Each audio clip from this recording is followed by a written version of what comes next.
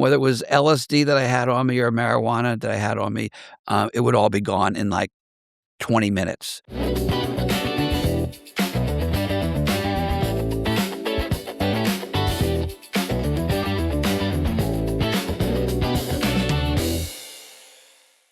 Hi, everybody. I'm Todd Dankin. Welcome back to another episode of Becoming the King of Pot. With me, as always, the King of Pot himself, Bruce Perlowin. How's it going, Bruce? It's gone awesome, Todd. I'm very excited about today. I'm always very excited when I talk about these I know. podcasts because today we have my other brother, Gary Perlowin, on. Yes, we are going to meet my other cousin, your other brother, in just a second. Before we do, though, if you are watching us for the first time or the 100th time, thanks for watching. But please subscribe and please like these videos because it really helps our quest here at Becoming the King of Pot. So, Cousin Gary, welcome to the podcast. Thank you. I'm excited to be here. Good. We are happy to hear your point of view as, you grew up and were, in the next room over, or probably in the same room, right? As Bruce, also known, of course, as the King of Pot. So, Gary, let's start in the beginning. What was it like, being the little brother to Bruce? Okay. The first time I smoked pot was with Bruce out back of our house with his girlfriend, and I was 12 years old. So Yeah, that's pretty young. Bruce was, always into pot, and Bruce was into other drugs also, LSD, Quaaludes. And what did you do when you smoked that first joint? You told me you did something that was interesting. Yeah, we were with Alice, I believe her was your girlfriend, and I grabbed her boob. And, she goes, Bruce, and Bruce just laughed. Yeah, Bruce is all about the free love movement back then, from what we've learned. Is that how you kind of lived also? Oh, yeah. Yeah. Bruce would do what he called astral projection, where he would actually leave his body and go and meet one of his friends, astral projecting. And the next day, he would tell us what they talked about, and his friend would tell us what they talked about, and it always meshed. We never knew if it was real or whether they had set it up. Right. So what is the deal with astro projection, Bruce? I mean, you can't just, oh, yeah, he was just astro projecting and, talking to people. What? What are you talking about? Well, I was reading a lot of yoga books and metaphysical books in high school. And one day I was laying in my bed and I left my body. I turn around and there's my body down there. I'm up here. I go, this is interesting. And I knew what it was. It was called astral projection. And once you astral project and you live outside your body, there's no way people can tell you that after you pass on that you're going to just disappear. You know that you can exist outside this physical body. So in these experiments, I would leave and it's sort of like a dream state. Or they call it lucid dreaming, and I would astral project, and a lot of it to Kelly, because Kelly was like my spiritual confidant, or maybe Advisor Stan. almost, right? Yeah, he was your guy where you experienced a lot of this stuff with, right? Yeah, and until this moment, right now, this second, I forgot all about those experiments until Gary just brought them up, and we never set it up, Gary. We would say stuff to each other, we'd talk to each other, and then the next day we'd say, okay, what did I tell you? And I would say 95% of the time they had it accurate. They said, this is what we discussed. And to them, it wasn't a very super lucid. It was more of a dreamy lucid state. And you can look it up, lucid dreaming. You can do exercises to learn how to do lucid dreaming. And I don't know. That sounds like voodoo to me. no, it's a valid science. They call it remote viewing. The CIA actually did a whole experiment in the 60s about remote viewing. But we did the astral projection stuff and experimented with it, and it worked. Oh, well, that's very interesting. So make sure you're astro projecting. And do you do that still to this day, or is that something you need to practice? Or It would be something you need to practice, and I got more into business than into astral projecting. You can't do both, apparently. You just don't I have gotcha. time. Got it, got it. Alright, so you smoked your first joint when you were 12, Bruce was 13 or 14, right? So, were you doing it because you wanted to be cool hanging out with your brother, or were you really curious about weed? No, I wanted to be cool to hang out with my brother. I mean, my Yeah. brother was very well liked. Um, he had a lot of girlfriends. I would get dates because the girls wanted to be near Bruce. That's funny. That's funny. Well, at least you got those, right? At least, Yeah. right. At least you got those. Alright, so, and then when did you learn and did you like pot? Did you like smoking it? Or was it like, "Oh, I hate this, but I'm just gonna do it to be cool?" No, I liked it. As a matter of fact, one of Bruce my first, purchase of pot was one of Bruce's friends, Bob Milstein, and they had matchboxes, and they would be filled with pot, and it was $5. Right, So, right. I bought my first one from Bob, and Bruce saw it, and he laughed and said, "That's regular grass, that's not pot." So, he made Bob give me, real pot. Oh, that's funny. So Bob was ripping people off, selling $5 blades of grass? No, let me clarify that. It was a Okay. joke. Bob did not rip him off. Bob just said, Okay. I think I knew about it. He says, "We put the grass, regular grass in here and give it to Gary and see what happens." But we knew that he was gonna give him real marijuana. That was Yeah. a joke. Bob was a very cool guy. He would never try and rip somebody off, and he never did his entire life. Um, good guy, I'm good so glad person. you cleared Bob's name there, so Yeah. thanks for that. Bob's awesome, and hopefully he'll be on one of these podcasts telling his story about what some of the stuff that we did growing up with marijuana and, marijuana smuggling. Yeah, that'll be great. Alright, so you're smoking weed now, and, you're kinda cool because 'cause you're hanging out with brother Bruce, and then when do you realize that, not only is he selling, well, you started selling weed in high school, right, Bruce? Yes. Yeah.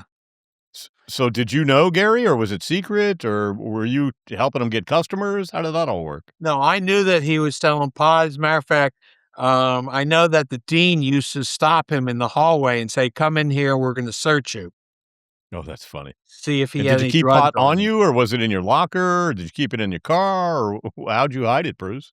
Well, I never brought it to school. I mean, I Oh, did maybe a joint hidden on my body somewhere, but, no, I usually went to the pool hall. Remember the Cloverleaf Pool Hall, yeah. Todd? Yeah, I do. Okay, so I would go there trying to be really cool, right? I'd walk in, and next thing you know, everyone would look at the door and see me, and about 20 guys would converge on me, and whether it was LSD that I had on me or marijuana that I had on me, it would all be gone in, like, 20 minutes, Right. and, a little bit nervous, because you're trying to be low key under the table, behind the scenes, and all of a sudden 20 Sure, guys sure. beeline it for you. Yeah, yeah. And was that a weird concept, Gary, that, your brother was this, drugs, dealer, or was it just No, kinda the way it was? I used to get him customers. Oh, nice. Did you get any commissions on that? No, never. So he probably owes you, what, like a 10% on all of those no, I'm just kidding. We're gonna talk about what he owes me later on. Alright, I can't wait. Alright, so after high school, Bruce, moves around, he's moving weight in, big deals in South Florida. What's happening in your life, and, do you know what he's up to? Yeah, I knew what he was doing. I went to, University of Florida after high school. I spent 4 years up there, and, after I graduated, I was going to go to Atlanta to work with my brother-in-law in the, IT department, but on my driving up there, they, put a freeze on all hiring. Oh. So, I was stuck up in Atlanta looking for a job. So And did you, I mean, and you knew what Bruce was doing? He was at that time, Bruce, you were still South Florida doing offloads and stuff like that? Yeah, what year was that, Gary? that was, 75. I was doing big loads then. Yeah. I did the first 8,000-pound Jamaican load, and from there, we're just doing hundreds and thousands of pounds at that point. Right, I got it. never knew the extent to what he was doing. I just knew he Right. was doing it, but not Yeah, that big. yeah. And did you ever reach out to him financially because you were stuck in Atlanta looking for a job, and now you got your big drug dealer brother that could maybe bail you out? No, what happened was, my father had retired, and, I moved back in with my parents, because Atlanta didn't work out for me, Mhm. and, Bruce told the story of how he misplaced the $30,000. Yeah, yeah, yeah. Yeah, well, back then, Indian jewelry was very popular, and my uncle Mickey in Vegas knew a gentleman who had a Indian jewelry manufacturing plant. So we drove out there, my mother, my father, and Jed. We drove out there. My father had $10,000 that he spent on the jewelry. We would come back and have Indian jewelry shows where we would have half off, um, where we still doubled our money. We we fooled the public. We would say, let's say, a necklace costs me $20. We would mark it up, 80 and then give half off and sell it for 40. So we still Got doubled it. our money. Right. So And what's Indian jewelry? it's Got it. turquoise and silver. And where were you So selling all that stuff? Wasn't that, weren't you guys selling at the flea market before the jewelry store opened? yes. Yeah, well, I had a friend who had a jewelry store, and we would go in there and put an ad in the Miami Herald, Indian jewelry, and it was mobbed. We would sell out every time. So then we decided that, we're doing so well, let's start our own store. Got it. And that And was the that's one when on 19th Street? yes, Yeah, 19th Street in Lauderhill. And that's yeah. when the $30,000 came into that helped us open the store. So I opened it with my mother, my father, and myself. We are partners. Oh, nice. So the store was started with drug money, just to be really clear. Right. Right, right. Yeah, my dad worked there all through my high school days. I used to hang out there all the time.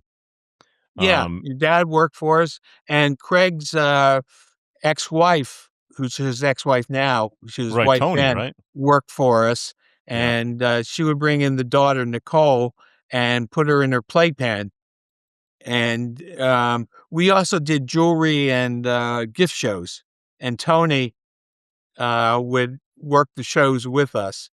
And we manufactured our own charms, and she would, work on the molds that we needed to, make the charms with. Yeah, She my was dad and my I used to favorite she was my m favorite sister-in-law, and I had a oh, lot of nice. sister-in-laws in my life. Yeah, I bet you have. Yeah, my dad and I used to go to the swap shop and sell jewelry, every Saturday and Sunday for many years. Right. Um, and sold jewelry. Yeah, that was fun days. So back then, I don't know if you remember this, Gary, but, I got tickets to go see, um, I think it was Steve Martin at the time, and you were going to the same concert, so did you see Steve Martin in concert, or was it George Carlin? No, I saw both, but it was Steve Martin at the Miami High Life on time. Yeah, that's right, that's right. Okay, so I got a ride with you, right? And you had that gray van with the painted side on it. Remember that gray van you had, right? Oh, yeah. And right. So we were in that van, and you were with, I don't know, 4 or 5 people, and it was me and my friend. And this is way before I smoked pot and way before I really knew anything about weed or hash or whatever. I didn't know anything. And you had hash, and you guys were all smoking hash, and you offered to me, and I said no because I was, like, freaked out a little bit, by it, but, that was really my first exposure to, like, a group setting of weed was in your van, on the way to go see Steve Martin in concert. So I was a bad influence on you, Todd. But that's okay, though. Well, it wasn't really a bad influence because I didn't really, smoke for the first time until I was at Bruce's house in Berkeley, actually, is where the first time I ever, smoked weed. Um, So I was the bad influence so you were the well, or the I good figured. influence based on how you look at it. Yeah, yeah, right. That's exactly right. That's exactly right. So how did you get into hash? Because I know you had hash in that van. And how did your like for marijuana, turn into hash? Well, all my drugs came from Bruce. Yeah. Okay. So So, Bruce was your plug, and then he and did you feel like you were helping him, Bruce, or were you like, oh, he's my brother, I'm going to give him the best drugs I can find, or do you want to give him the weak shit like putting regular grass in a matchbox?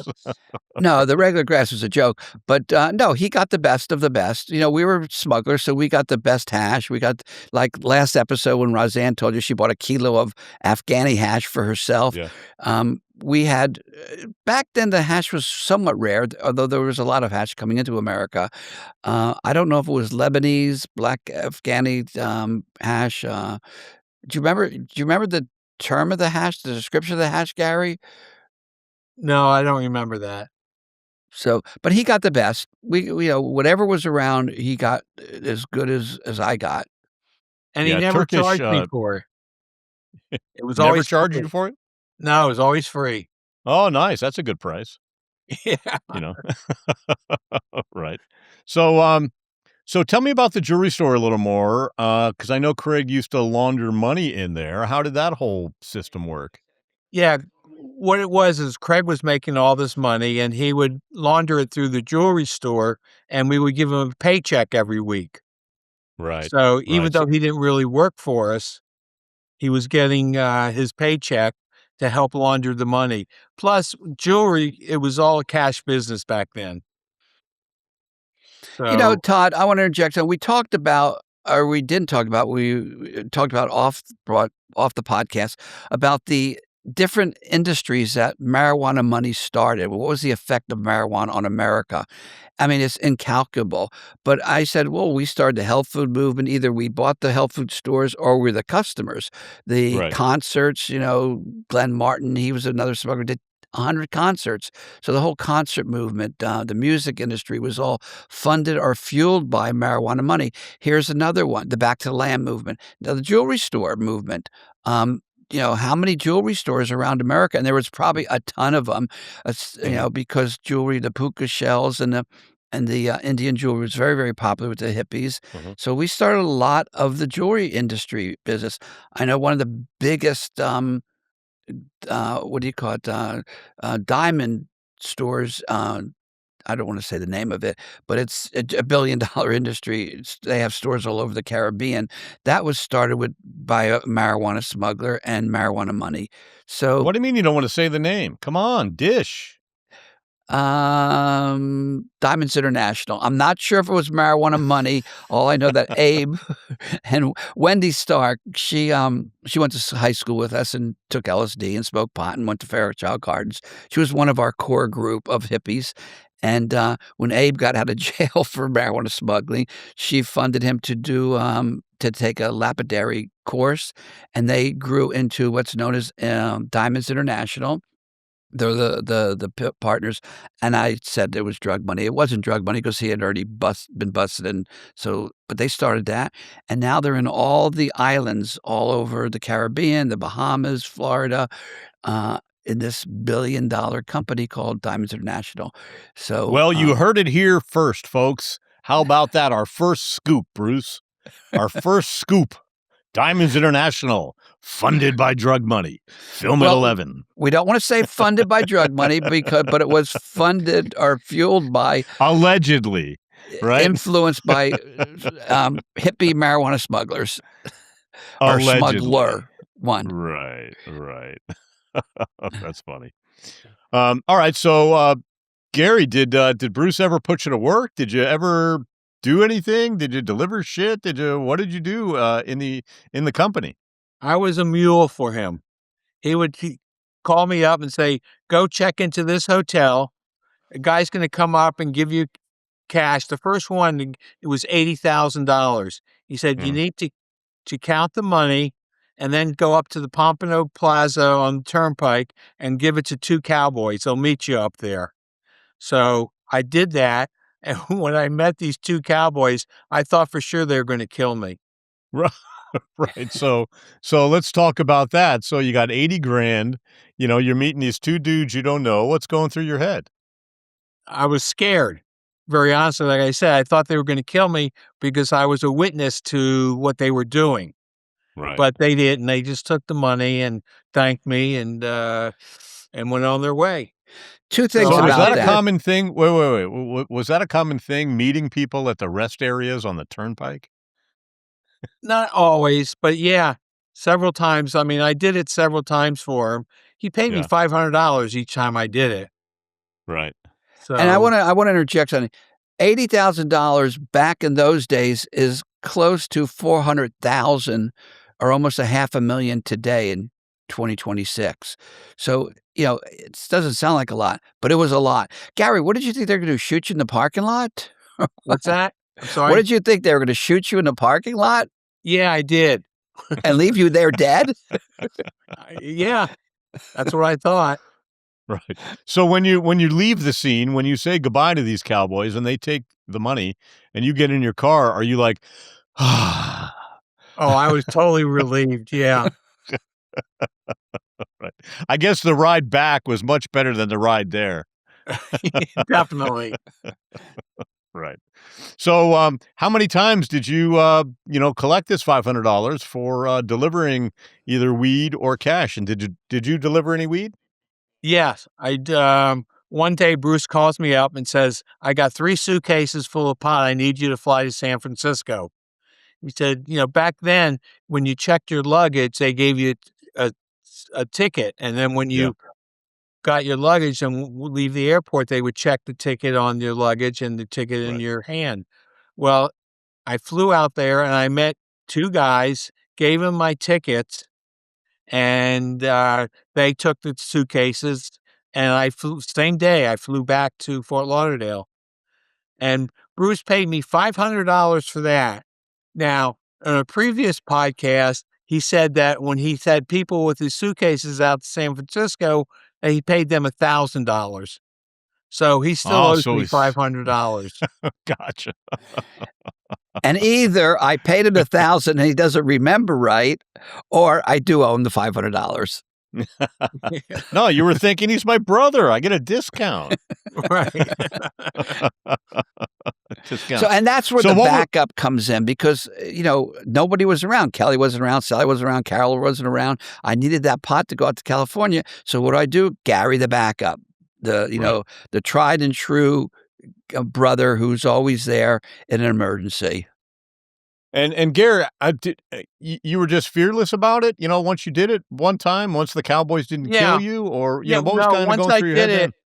I'm sorry, once I did it, it was fine. I mean, I was used to it, and I mean, getting $500 back then was, a nice payday. Yeah, 1,000, he sure. doesn't remember right.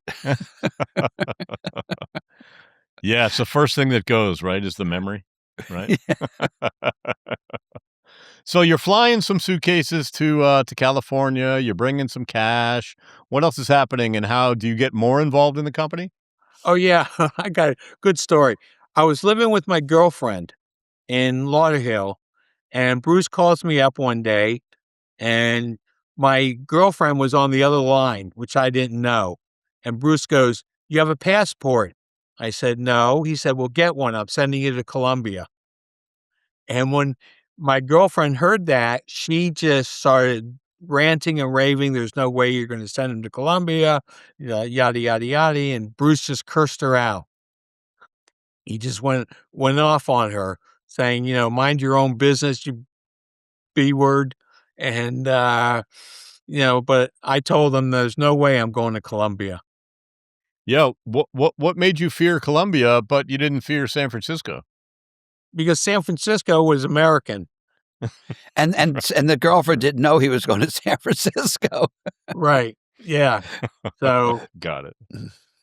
So did that end your smuggling career, Gare? pretty much, but I went and visited Bruce a lot out in Ukiah. Yeah. So what was that like? Little brother coming out to see Kingpin brother living on 300 acres in the middle of the mountains. Well, first I was amazed at the house. It was a absolutely gorgeous house. And I got one story when he had a rose garden out back, and a deer got into the rose garden one day, and he goes back there with an AR-15 and starts shooting at the deer. Well, every time he shot, the gun would recoil back and hit him in the forehead, and he never hit the deer, but he was bleeding on his forehead. I remember telling him, "Deer 1, Bruce 0." I used that same AR-15 to shoot at deer. I never hit one, but we shot at deer when we stayed there. Yeah. They were always across the pond in that big garden over there. Well, Um, yeah, Yep, that's the it was garden he's funny. talking about. I'm there, and Yeah, then what was hitting me in the head was the scope. So I'm looking through the scope. It's nighttime. It was hysterical because the deer was running back and forth. It would run this way, jump, hit the fence, and then fall down, and then go because he didn't get clear the fence, and run back yeah, the other way, jump the fence, and do the same thing. So every time it would run back, I was like I'm like in an arcade shooting at right, it. right. Bobo's laughing, Gary's laughing, Becky's saying, "No, no, no, don't shoot the deer." And finally, the deer made it over the fence, never hit it, but, like Gary said, the deer 1, Bruce 0. Right, right. When I was there also, you had a freezer full of venison. Where did all that come from? Did you guys shoot deers, or was that people selling you deer, or where did that all come from? No, we had one of the workers there one time, he shot a deer, and, we cleaned it. We didn't know what the hell we were doing. So I actually had to call Dwight back east and say, "Dwight, how do you clean a deer?" And he actually walked me through it, and I actually did it, and cleaned it. So that was one Yeah. time. I don't know how that was 2 deer. That one, I didn't shoot it, but somehow there is a dead deer hanging up, because Mhm. when we bought the house, they had that thing where you can hang the deer and skin them, and then a freezer right next to it, a walk-in cooler, and then the second time was when the, worker shot him. So that was the only 2 times we had deer, and the venison, we ate the venison. We had tons Yeah, of no, it. I ate it for a month. So yeah, yeah, it was, delish. so Um, I was out in so Ukiah one Christmas, Uh-huh. and it was Christmas, and Bruce had a bunch of his, workers over, and he gave presents to the workers. One guy liked pot, so he gave him a bag of pot. One guy liked cocaine, so he gave him a bag of cocaine. So whatever drug was their choice, that's what Bruce gave them as Christmas gifts. That's a really good theme. Now that's the kind of Christmas I can get behind. Do I send you my wish list, Bruce, for, you got 9 months, 10 months, 11 months, right? Yeah, and To work out the deal. describe that Kaya house, Gary, from your perspective, because let me tell you, I spent $3 million, $1980, over a 3 to 4 year period building out that place. It was gorgeous. What do you remember of the look and the feel and of the place? It looked like a Swiss chalet. It was just absolutely gorgeous. And one of the things I remember was the spiral staircase going up to the master bedroom, which overlooked the downstairs. And I never knew it was electrified. Otherwise, I would never gone up it. Well, you had to turn the switch, and that was the Yeah. brainchild of Jed, our youngest brother, he was a Mensa kid. We were all athletes, but he was Mensa, which is the genius club of America, and, he Are you was talking real. about Jed the Mistake, right? Yeah, Jed the Yeah. Okay. Mistake, right? Right. And and he said, "Bruce, we could electrify this fence, this electric staircase." So he was always into tinkering with that and the electric drapes. It was all his idea and his concepts because he knew all about electronics. I mean, I was sitting at my mom's house one time in Florida, and we're watching TV, and across the TV it says, "Hi, Mom, happy birthday, love, Jed." Words, and I go, "How the heck did he make words go across the TV way, way back then when it was?" I guess it's still hard to do now, but he did it. So Yeah. that was the electric staircase. And everything was Oh, that's funny. electrified. the curtains and everything, he would say, "Curtains open," and they would open, and I was just amazed at the technology that he had back then. Right, and what were you thinking about? I mean, you saw here's brother Bruce, living the dream, living the lifestyle. Were you, like, "Holy shit, how did this happen?" Did you wanna be a part of it? Or were you like, "Let me get the hell out of here"? No, I enjoyed going out there. I went out there several times to visit him, and, I mean, there was one time that, Jed and I were flying out there, and it was bad weather, and they came and they canceled our flight, but they tell Jed and I that, "We have another flight goes to LA, and we can give you LA to San Francisco." So we did that.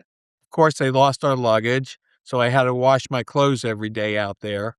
But, I really enjoyed going out there. I mean, I got one story where Bruce had Volvos. Bruce was a Volvo person back then, and we were going up to Oregon to see the redwoods and the giant trees. So, he was in one car, I was behind him in the other. We had a bunch of kids with us, family members. So, we're going up, and we're doing about 100 miles an hour. Next thing I know, the highway patrol is pulling me over. He gets out of his car and he goes, "How fast were you going? It took me 20 minutes to catch you."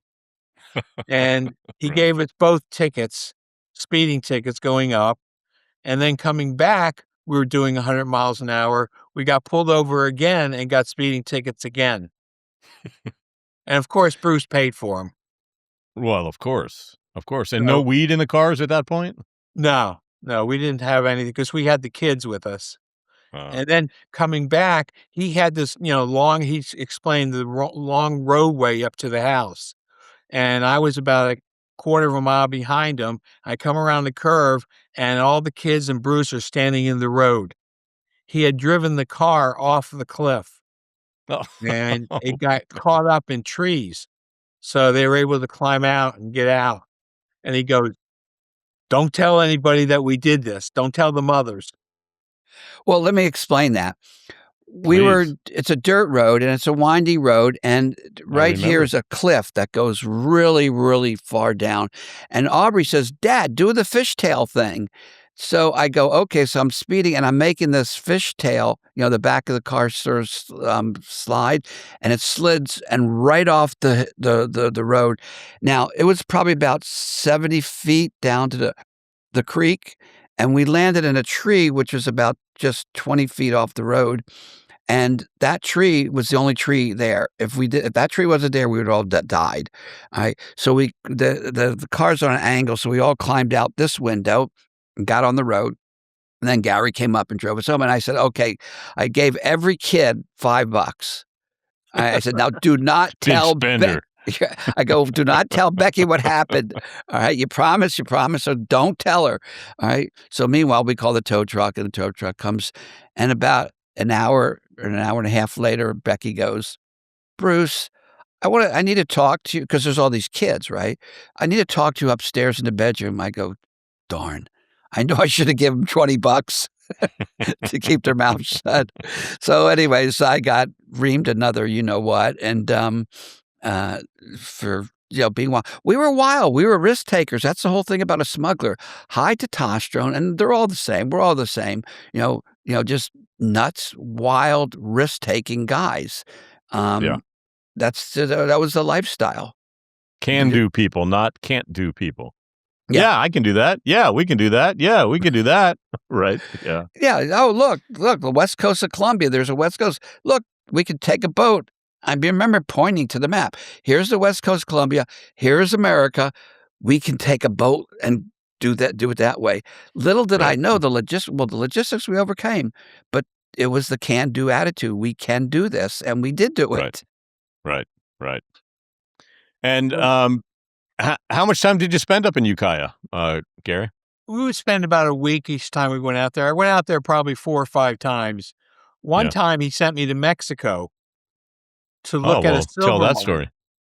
Okay, So he sent me to Mexico. He had a silver mine that Uncle Mickey knew about that he may wanna buy in Mexico. So, it was like a 8-hour train ride down to the middle of Mexico, wherever it was. The train, when you went to the bathroom, and you flushed the toilet, it just opened up into the tracks. Nice. So, um Modern technology with modern sewage. Always a pleasure. right. So we stayed in the little ranchero, which had one hotel and one cafe, and we would go out in the truck in the morning, and, the federales would stop us and search the truck, see if we had drugs, but we Mhm. never did. So we got to the base of the mountain, and we had to take donkeys up the mountain to look at the mine. And Jesus. he sent me down there with a geologist and a couple other guys to look at the mine, but the mine was so full of water and there was no road going out to it, it would have been too expensive to, try and mine it. Right. Right. And what's that like, out in the middle of nowhere in Mexico, riding a donkey up a mountain to go look at a fucking silver mine? Oh, it was great. I mean, I had a great time. As a matter of fact, on the way back, I'm at the station, the train station, waiting for the train, and there was a guy drunk out of his mind. And we started talking. He goes, "Where you from?" I go, "Miami." He said, "Oh, it snowed in Miami yesterday." I go, "Yeah, right. It snows in Miami all the time." And then when I got back to Vegas, Uncle Mickey showed me the headlines of the newspaper, "Snow in Miami." That Oh, was wow. January 19th, 1977. Yeah, I remember that day. We didn't, they kept us out of school that day. We got to, look up and see snow. Ah, good times. Snow day. Snow day, that's right. That's right. Um, and what was your overall thought of, your brother Bruce? You're visiting him in Ukiah. You're obviously doing your own thing. You have your own career going on, but are you still intrigued by what he's doing? Do you still want to get a taste of it? Do you still want to make deliveries, or are you just kind of, oh, that's what he does. It's just not what I do. No, I was very impressed with what he was doing and the money he was making. So, but I was busy with the jewelry. So I didn't, I did the cash counting a few times, and I did the flying out to, San Francisco a couple times, but, you know, that was pretty much it what I did for him. He Yeah. was more Yeah. he was more on the laundering of the money end, and he was mostly laundering the money for Craig, our other brother, the dock master, because Craig had a lot was making a lot of money, and he had to do something with it to show where all his money was coming from, so he funneled it through, the jewelry store, and Gary was the laundering arm for Craig. A Got after it. after Bruce got busted, Craig came and worked with me in the jewelry business. Things just shut down, Bruce, when you went to prison? Yes and no. There was a lot of boats on the water when I got busted in Chicago on my way to Detroit. It was a layover, and I think I had 3 or 4 tie loads on the water and 1 Colombian. There was actually a boat heading down to Columbia to pick up a load when I got busted, um, and, um, Well, don't and dish too much because we're gonna talk about that on the next episode, here on Becoming the King of Pot. Gary, any last words you wanna add to, what it was like, being the brother of the king? Yeah, one time we were out in Ukiah, and Bruce comes to me and says, "We gotta get mom and dad out of South Florida, and I'm sending you to Vegas for a few days." And I asked him why. He said, "Because I owe the Colombians some money, and they kill your family." So so that what let is me that inter story? You can't just leave it like that, right? Yeah, 2 days later, he came back and said, "Okay, we got it all straightened out. You don't have to leave." what that S was, Todd, that was the first load where the boat went from the Alaska crab boat that went all the way down to Columbia from Alaska, all the way back and ended up sinking with the pot on board. And I have to explain to the Colombian how the captain and crew rowed ashore at Point Reyes and put the boat on autopilot because they were overflown by the Coast Guard and they were afraid they were going to get busted. And they figured they'd take their speedboat out if the Coast Guard didn't bust the boat, and get back on and continue on up to Northern California where we're going to do a beach offload with Zodiacs. But the point is, the boat disappeared. It sank. It took on water. It sank. And I have to explain this to Colombian. Well, the captain and crew are fine. There's no bust on record. There's no newspaper articles to prove it. And where's their pot and where's their money? and Yeah. there is no pot and there is no money. So I was worried that they were going to go kill your family. So I told everyone, you got, Right. you got to, take a hiatus for a couple of days. But we got it straightened out, and they believed me in the end. Yeah, good. Well, I'm glad it all worked out because here we all are, not dead, right? Right.